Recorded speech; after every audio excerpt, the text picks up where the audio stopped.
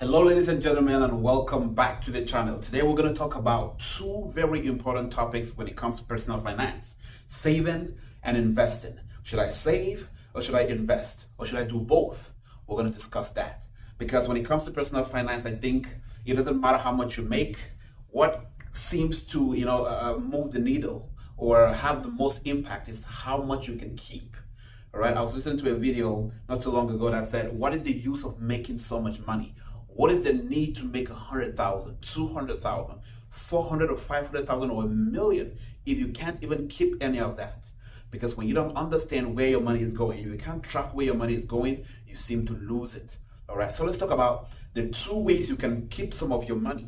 All right, so it doesn't just come in and flow right out and go to expenses and everything else. You have to figure out a way to pay yourself. Pay yourself no matter how small. So let's say you're going to start paying yourself maybe $50 a month, or $100 a month, or 200 or 1,000, or whatever that dollar amount is for you. I want to talk about some reasons why you should consider saving, or why you should be saving in the first place.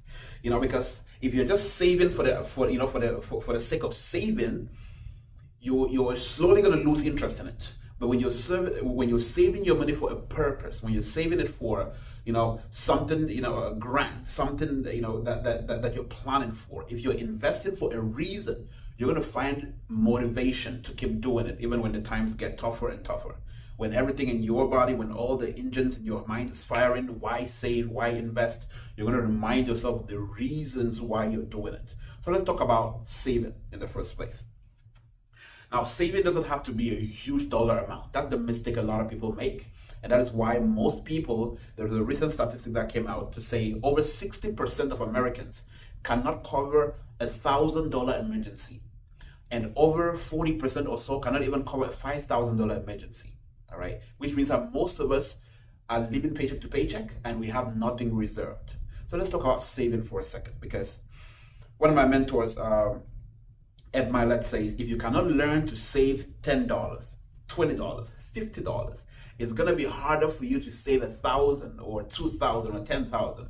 And that's the mistake most of us make. Saving has to be a habit. Investing has to be a habit. It's something you learn over time. It's something you develop, right? It's not something you just wake up and magically you're a saver or magically you're an investor. No, it's something you continuously learn and adapt to it, all right? So let's talk about saving for a second. Let's assume you're saving. These are just some of the reasons I listed here why you should save, or why you could be saving your money. And then maybe down the line we can talk on where you should be saving, because that is even more important than this. I had to start from here to give you some reasons why you should be saving money. And then we're going to talk about investing. So you will save money for emergencies. I know that is a double M. For emergencies. Very, very important. You need a backup plan. You need something that can, you need a bucket that you can dip into when things go south. Emergencies are things that happen all of a sudden, of course. Let's talk about tire puncture. Let's talk of a leaking roof, or a clogged toilet, or a sink, or whatever. Something that could happen around your apartment or home that can force you into spending that extra credit card that you don't want to get your hands into. All right. So emergency, you need an emergency fund. For starters, save at least $1,000 emergency fund. Have it sitting in a high yield or savings or something that you can easily grab. All right. So figure out how to put aside some money. It must not be a huge amount of money. Now, when you're very established, it's advisable. It's advisable to save within 3 to 6 months of your income. 3 to 6 months of your income. Now we're talking of things that can really go south, like losing your job, like getting fired, like getting sick. Temporary sickness, of course, not something long term. So you need an emergency fund. It is fundamental when it comes to personal finance. You could also save for college. Now, you're going to see college common in two places. It's going to come on in the savings side. I'm also going to talk about it in the investing side. When you save for college, you want to give your children a financial head start. You want to figure out a way to make sure that your kids go to college without borrowing $100,000 or $200,000 in debt. Because from what I've observed, you're starting them off, their adult life starts at a negative, which is not good, which is not fair. In my opinion anyway. So figure out a way to save for your kids to go to college. How can you make sure You eliminate that hefty, burden on them when they graduate college. You also want to save for large projects. These are just, things they want to put in place, because you don't want to be, you don't want to plan to buy a house, for example, or plan to, I don't know, buy a car, and you just all of a sudden do it, right? Because all of a sudden basically means you're going to probably be spending a credit card or dipping hands where on money that you planned for something else, so that wasn't meant for that.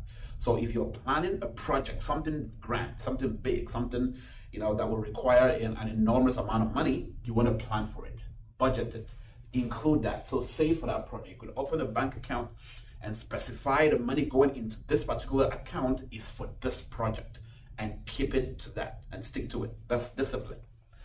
You save for large expenses, right? That kind of ties to that as well. Large expense, whatever large expense, whatever large expense means to you, you want to save for that.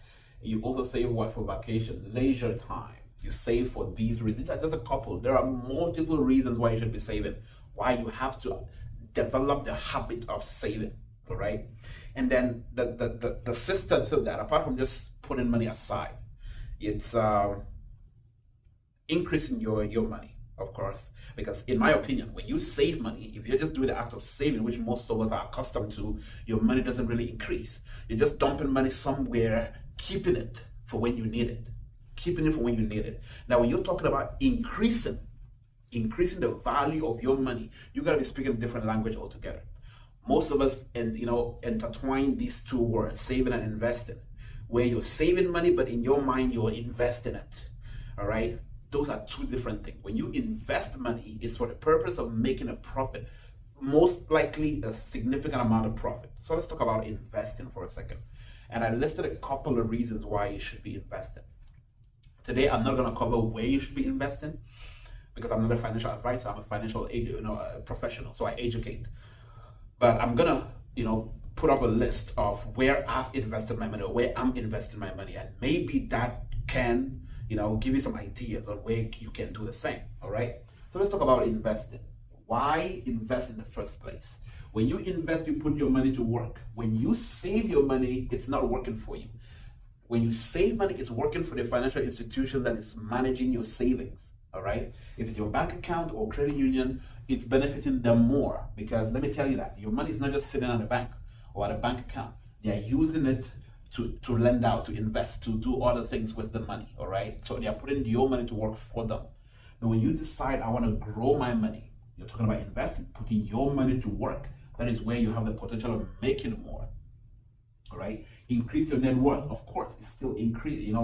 Making more, duplicated, increasing your the value of your money, putting your money to work. It's like you have your money make more money. I forgot how that is actually put by Myron Golden. It's like creating more babies. All right. And then we talk about building a legacy. You save or you invest so you can build a legacy. The only way you can go from $1,000 to potentially $10,000 is through investing.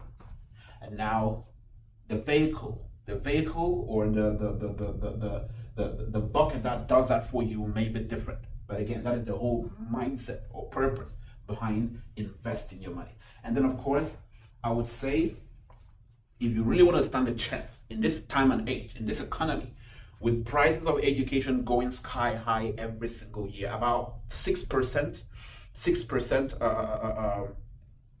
inflation in education. So if you're just going to save money, it's going to be almost impossible, especially when you have 2, 3, 4, 5 kids.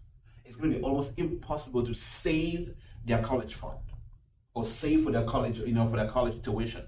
So you got to figure out a way to invest that money. The money you're dumping in a bank account, hoping that it grows over a couple of years. In here, it's barely going to move an inch. And so what you want to do is invest your college rate. Put that money to work. Those hard-earned dollars should be sitting in a portfolio and growing on compound interest potentially, so that by the time your kids are ready to go to college, you have enough money put in this invested, so to speak, portfolio that has grown and compounded over the years to provide, hopefully, enough money for you to send your kids to college. Now, there's a lot I could cover on investing. There are a lot of multiple reasons why I encourage and I educate on investing. on putting your money to work, on having your money grow for you. Because like I started by saying it's not how much you make, it's how much you can keep. And then it's how fast you can grow whatever you keep.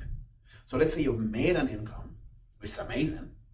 You figured out a way to save some of it or keep some of it, which is super amazing. And then you figure out how to grow that money. Grow it. It's not just sitting somewhere. It's increasing. All right. You are, duplicating, or so to speak, the value of your money. And there are some different metrics that come into this. I'm going to cover that in all our episodes. But today was just to give you a couple of reasons. Maybe you were thinking of saving, or maybe your savings hopes have kind of declined. Your investing hopes have declined. You're wondering where to save, where to invest, how to save, how to invest. I'm going to be covering all of that. Stay tuned to the channel. And of course, until the next time, stay blessed, keep investing, keep saving.